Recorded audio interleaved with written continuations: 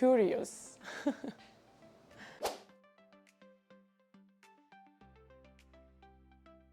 Definitely snacks, and mainly chocolate.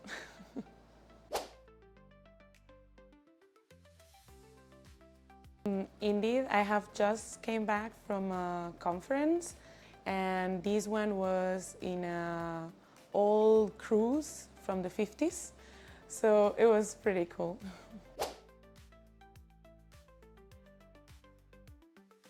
I'm night owl, definitely. I love the calmness of the night and gives me space to think, and I have very mad mood in the mornings.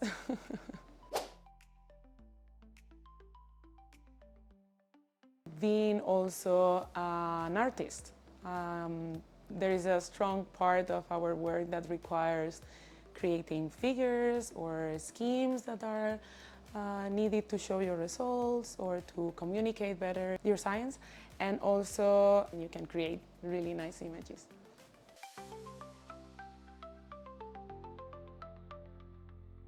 Hi everyone, welcome to another episode of Next-Gen Scientist at the Institute of Science and Technology, Austria. I am Ana Rita Cavaco, and without further ado, I would like to welcome you to our set for today, which is Anna's lab. I have sitting by my side Anna Villalba, and today we are learning everything about becoming a neuroscientist. Yes, I think so. Well, thank you. Thank you for this nice presentation and for having me here. I'm excited about it. Thank you so much for having us in your lab today. Sure. So earlier, you showed me a bit about what it is that you do here at ISTA. And before we take a look at your work, would you like to just say in one or two sentences what we are about to see? So basically, I'm, as you said, neuroscientist, but I'm focused on the development of the brain. So how the brain is formed, and I wanted to show you a little bit of how is our daily routine, or how is one of the most common things that we do to try to figure out how a brain is formed. That is super cool. I hope you like it. So now it's your turn to take a look at Anna's work, and we will be right back. So in our lab, mainly we are interested in how the brain is formed. And for that, we are focused on one part of the brain, which is the neocortex, which is this part of the brain that has these folds and sulci, and it's like a little nut. And why this part? Because it's considered one of these responsible of our higher cognitive abilities, and for us, it's a very interesting part of the brain. And in order to know a little bit more of how this works, we are mainly focused on how this part of the brain is developed, and also to know what happens if this part is not correctly developed and what can happen. And if during development there is something that it doesn't go as expected, it can affect the size of the brain. And we can end up with something like this, that is a reduction of the neocortex, or the opposite effect, that it's a highly increased brain. And in order to understand what can go wrong during development, we need to study this from a model, because we cannot have access to a human brain. But during development is very great in different animals, because we can have, for example, different species in here, as you can see. Each one of these embryo is from a very different species. But they look very alike. They are very similar. And as the development progresses, we can see that some differences arise. And at the end of the development, we can already see and identify, you can already identify which different species it was. So although at the very beginning all were very similar, now we can see some fish, chick, and a human over there. So this allows us to study the brain formation from a model. And in our case, we use as a model the mouse brain. And as you can see in here, also the inner structure of the brain is very similar and is distributed by layers. In mice, around 98% of the genes are similar between mice and humans. And also around 80% of the genes that cause disease in humans has also similar effects in mice. So this is a very good model to understand what's going on during development. And how we do this. So for that, we get the tissue, we section it, and we put it organized in a section, in a glass section, and then we stain that tissue and we go under the microscope. And I can show you in here a little bit of how we do this process. So basically we have some sections of the brain, and with a brush, like the one that we use at home for painting, we can just hold the sections like this from the liquid and place them nicely into the glass.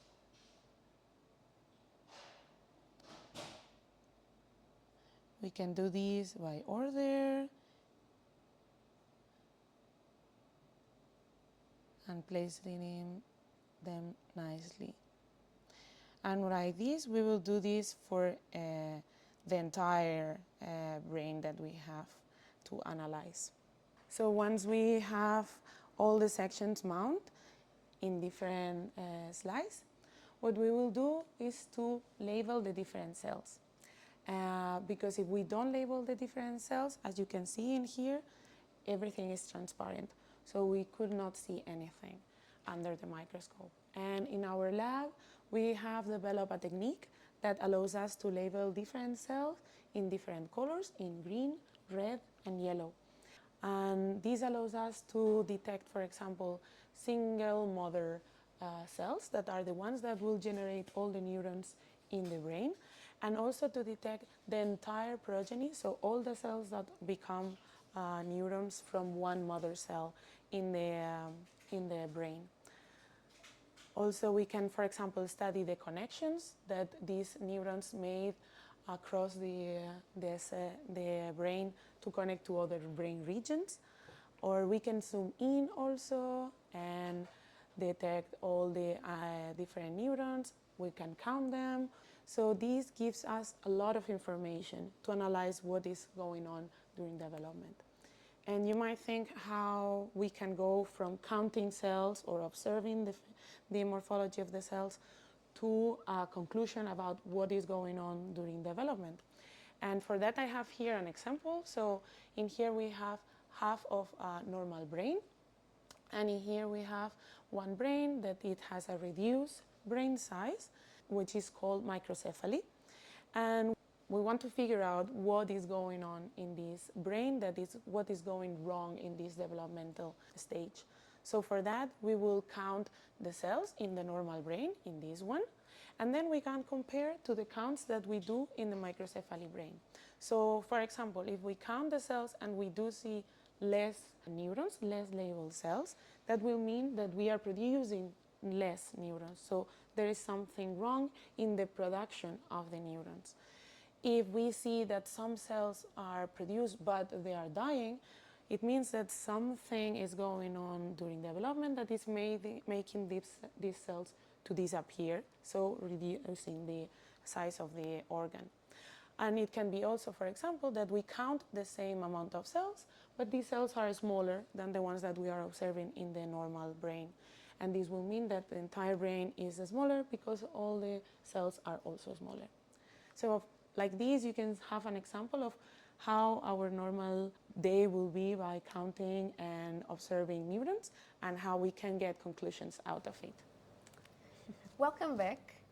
We hope you enjoyed this sneak peek into Anna's work. So, to become the scientist that you are today and to do these awesome studies on the brain, you have, of course, come a long way until now. And you had to become, of course, an expert in neuroscience. But can you identify the moment in your life when you realized that you wanted to be a neuroscientist?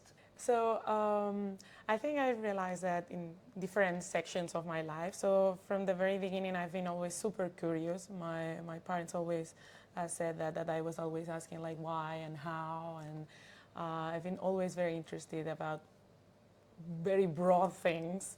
But then I decided to become a researcher when I started to search for bachelor's possibilities.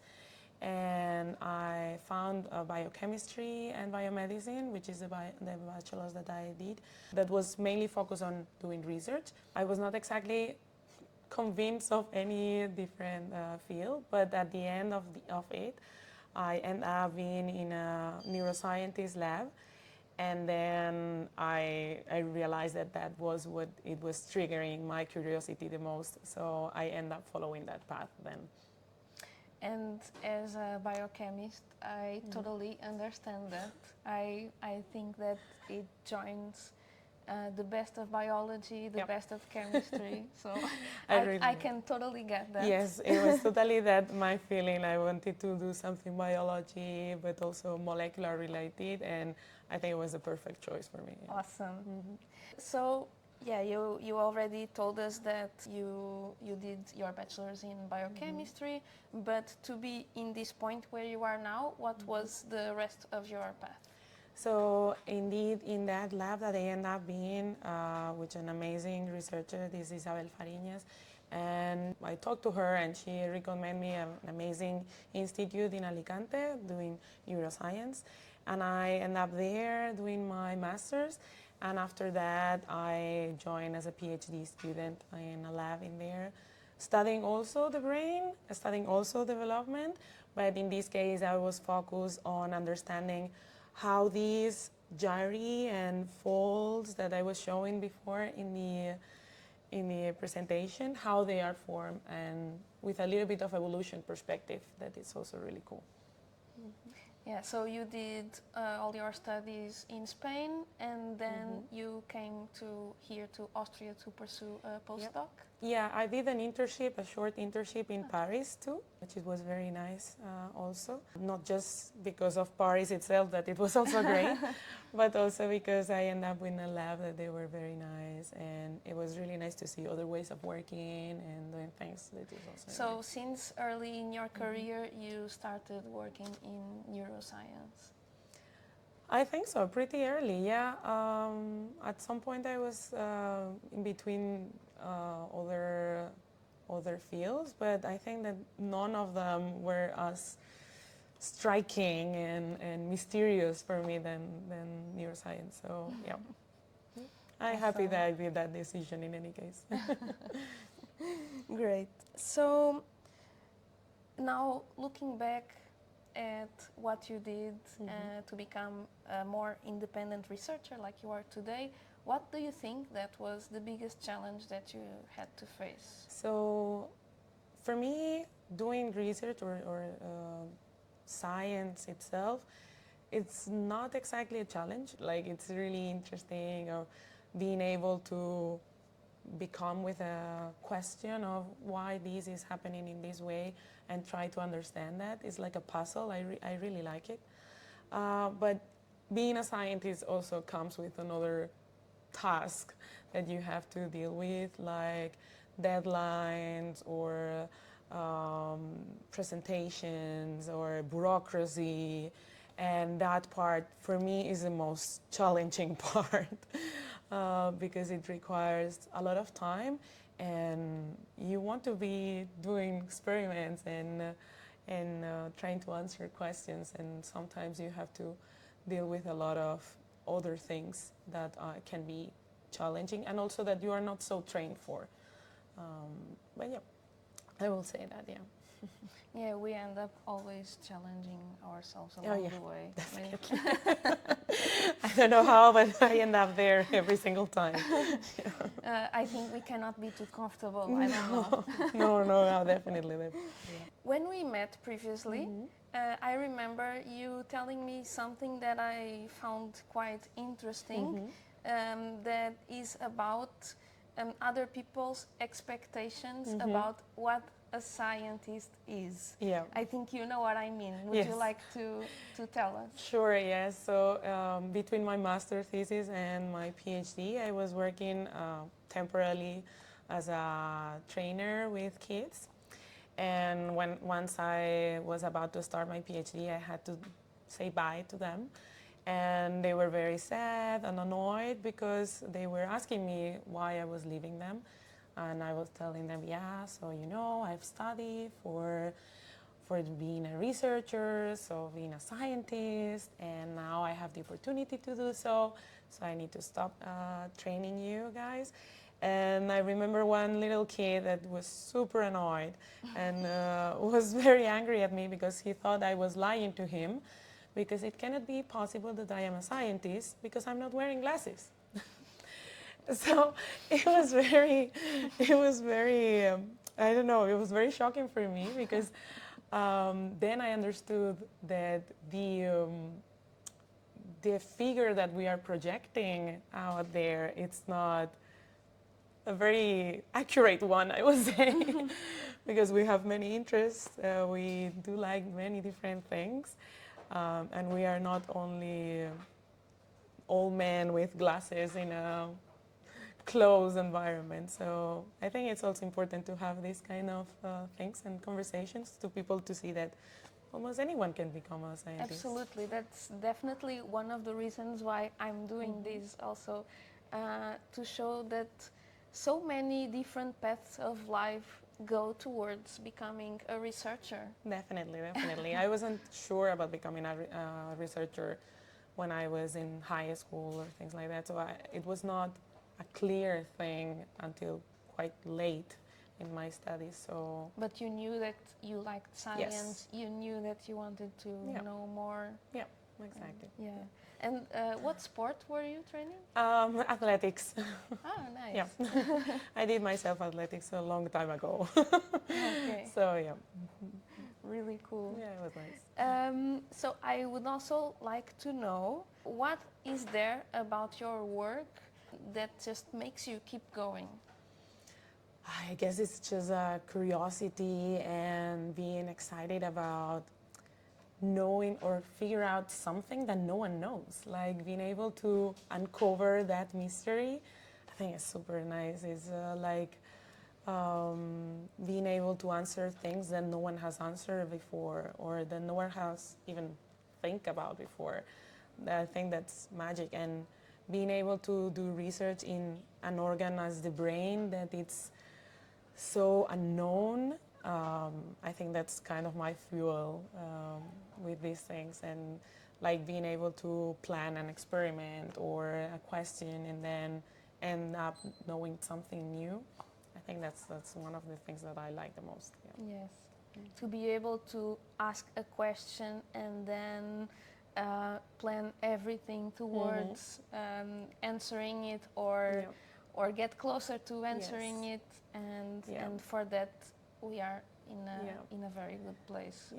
And also ISTA. like being oh yeah, definitely. And at ISTA we have so many tools to design any crazy experiment that you might think it might be interesting to solve your question. And like handmade stuff, it's also my thing. I love to be like picky about details and how to mount things. And so being able to have the tools and the resources to do that, it's amazing. It's really cool. Exactly. So at this moment, as we already said, you are a postdoc. What it is that you want for your future? Oh, that's a tough question. So I think that so far I want to stay doing research in academia, in the public environment, like we are here or at a university, because I think it gives you a lot of freedom to find the questions you want to answer. But it's true that it's also tough to do research in academia. It's very competitive, so it also depends where you end up, in which institution you have access to. So it can be a little bit uncertain. So if I can dream, it will be to stay in academia, have my own group, answer the questions I'm interested in, and keep on doing some research, I guess. Exactly. I think it's all about keeping on going, keeping your vision in mind, and keeping your mind open also, because there are actually so many different things that scientists can do professionally. Right? Absolutely. I know a lot of my friends, they find their dream place in industry, and it's something that it can also work, and it's also interesting too. Yeah. Exactly. Now I want to know if you could go back some years in time and talk to yourself when you were in high school, so back when you already knew that you really liked science, you were already super curious, but you didn't know exactly what you wanted to do. So which advice would you give yourself back then? That's a tough one too. I guess that I will tell myself first, keep on going. You're doing fine. Like, it doesn't matter what goes in the path. Just keep on going, because sometimes when we are talking about these things, everything seems so easy, that she did this and then that and then that, everything worked perfect. But normally the path is not that way. You try something, it didn't work, then you think about other options. So it has some going back and forward path. So I will tell myself, like, don't worry, trust the process, keep on trying, keep on going, you will be fine. And also, don't forget to enjoy, because sometimes we get so into these routine or stress or deadlines or things to do, and we forgot the idea of doing research, that is having fun, fulfill our curiosity, give it some knowledge to the world. So, like, don't forget that part too. Don't take too seriously things. That everything will work. Yeah. Absolutely. I agree with everything. Thank you so much for having us in your lab and for this really nice conversation. I think we could continue just talking about this. But it's actually time to move on to our This or That segment, as always. And this time, our theme is actually a quite dear one to ISTA. Because this is a very international institute. So definitely. We are working in Austria, but actually none of us is Austrian. No. I am Portuguese, Anna is Spanish, and there are many more nationalities here on ISTA. To be precise, there are 72 nationalities here. I didn't know the numbers, but yeah. Because I looked them up very recently. That's great, yeah. So, that being said, today the theme of This or That is Guess the Country. Okay. So I will show you a couple of images, and for each image you will have two options of country. Oh, okay. That is related to that image, and let's see. I hope I don't offend anyone and I get correct answers. I can tell you right away that all the correct answers are related to nationalities that are here in ISTA, and mainly guests of the webcast so far. Great. So I will just set my timer. Okay, so France or Austria? France. Correct. Next one. This monument, is it in India or Cambodia? India, I will say. Correct. This very nice landscape, Jordan or Spain? It reminds me of my home place, so I will say Spain. Correct. Great.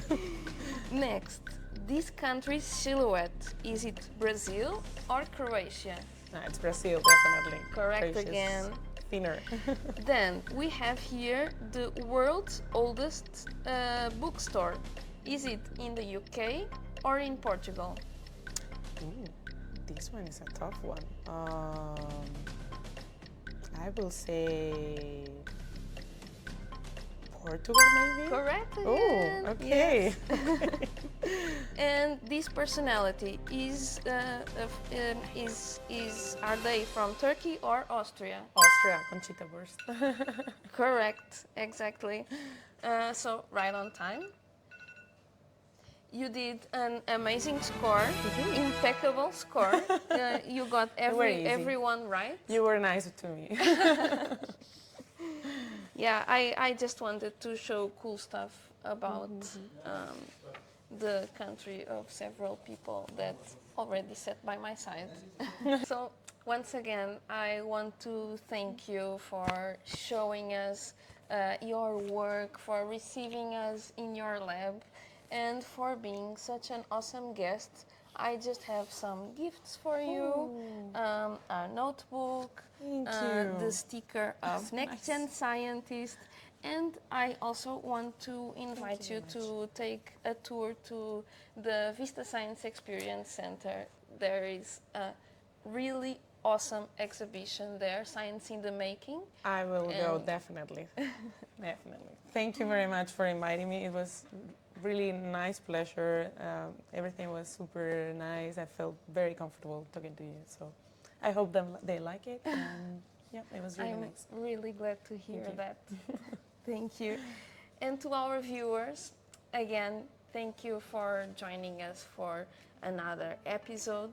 If you have any thoughts or questions for Anna, do leave them in the comments. Yes. And we will definitely address them. Also, do like Anna and don't forget to just keep your vision in mind, keep pushing through, and most importantly, to enjoy the ride. Don't forget to subscribe to our channel so you don't miss a single episode of Next Gen Scientist. Until then, I will be here to bring you the next generation of science, one awesome guest at a time. Tschüss! Tschüss, Papa!